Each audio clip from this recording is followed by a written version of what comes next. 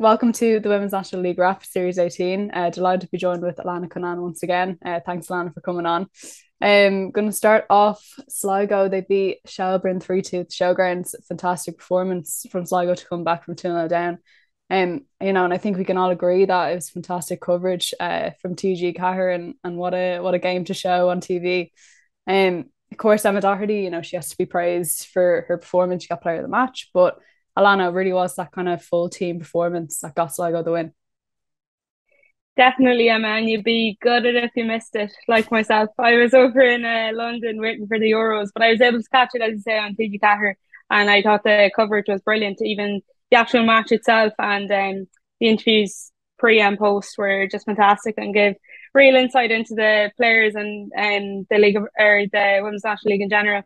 But yeah, as you say, a testament, I think, to the hard work Sligo Rovers have been putting in throughout the season and the structures that are kind of there to be pushing them on because obviously the women's national league team has been a long time in the works and you could see that kind of coming to fruition for them there. They've had great performances like dotted throughout the league so far, I guess, but this is definitely top of the pile, I'd say, for them. And I don't know what you can say about Emma Doherty that hasn't been said already. She just was burning defenders there for pace and yeah, as she would a lot of other defenders in the league too. So yeah, as you touched on, a great team performance by Sligo.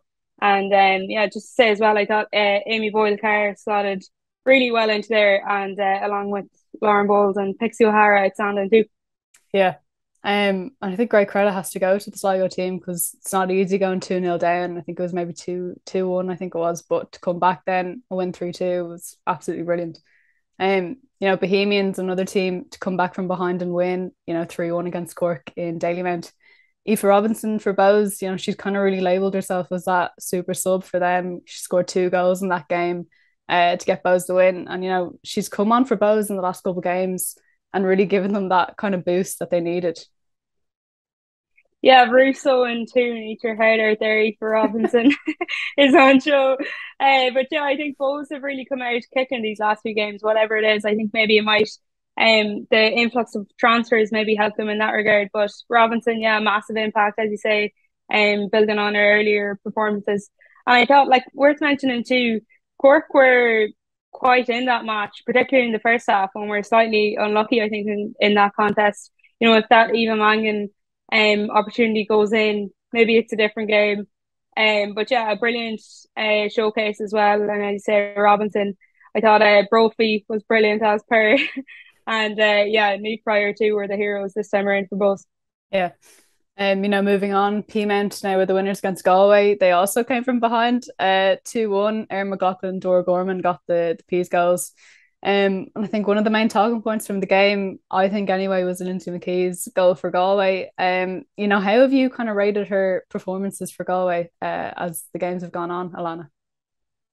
Yeah, she's exceptional. And even if you remember a few weeks back, Maeve de Berca had commented that she's one of the few players to score in every season of the Women's National League since its inception. I mean, that's just incredible, even to think about it, like the consistency needed there. And she's brought it through again to the season. As I say, it was a great strike and had Galway thinking they had a bit of hope in that one against Peas, but James O'Callaghan's team came back into it then. And maybe they're just kind of missing that touch of class we've seen there from McKee on a more kind of consistent basis throughout the matches for the goals. Maybe like waiting on Janice Slattery to pick up that kind of form she's hit before and, the levels we know she can hit. So, yeah, Erin McLaughlin and Dora Gorman, the goals too much for Galway on that day. Yeah. Moving on now, Wexford, they beat Treaty 3-0 at Markets Field. It was a classy performance from them, to retain that second spot in the table. Was there a key kind of player for Wexford, do you think, that maybe helped them get over the line in that game?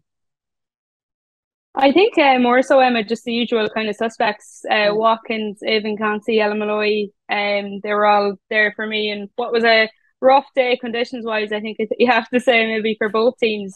Jessie Mendez as well, unlucky not to break through on the score sheet there for Treaty. But yeah, speedy recoveries too to Amy Mahon and Michaela Lawrence. There was a big stoppage there in that one.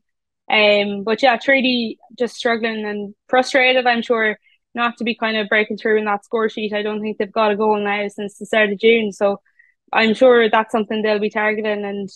And from the Wexford point of view, lots of positives to take from it. Mia Lenihan as well on for her senior debut. So yeah, be taking all of those positives into their next few games and keep nipping away at Chelsea is there. Yeah, and the fifth game of the series at Loan, they got the win over Dealer Waves. It was 2-1, ended up being the Jess Gleason own goal that got Athlone the 3 points, but I'm sure they won't care. You know, 11th win for Athlone this season. Looking at the table, the title race is really heating up, and it's going to make for a great ending, I think. And when you saw that Shell's result, Emma, I think it kind of got everyone excited again because you were thinking, every year we seem to think it's wrapped up and down and out and the winner is away with it. But, Wexford are only 5 off top now at loan 6 points from Shells and they also have a game in hand. And as well, I think you have to factor in Shells have those Champions League games coming up. So they might be a bit stretched. It's all to play for really just yet.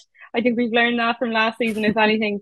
And yeah, at loans, Emily Corbett and Marion Devani in flying form there. But as you say, it was the OGs, the difference in that one.